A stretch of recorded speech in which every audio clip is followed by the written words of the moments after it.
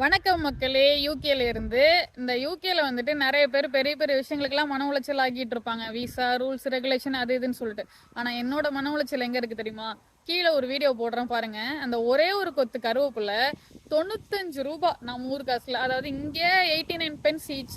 Okay, பவுன்ஸ்ல தான் salary வாங்குறோம் அப்படின்னு சொன்னாலும் இந்த 89 pence அப்படின்றது பைசா கணக்கு தான்.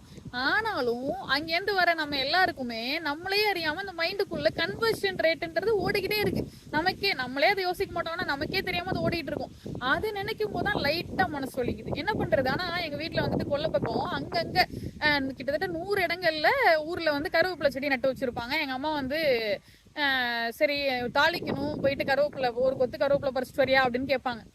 நான் வந்து ஒரு ரூம் தாண்டி கொல்லப்பக்கம் வந்துரும். அதை போய் பறிக்கிறதுக்கு அலுப்பு பட்டுக்கிட்டு, அம்மா இன்னைக்கு ஒரு நாள் கருவேப்பிலையே போடாம தாளிங்கம்மா அப்படின்னு சொல்லுவேன். அதோட கர்மா தான் வாங்கு, ஒரே ஒரு கொத்து கருவேப்பிலைய 95 ரூபாய் கொடுத்து வாங்கு அப்படின்னு வாங்க வச்சிட்டு இருக்கு.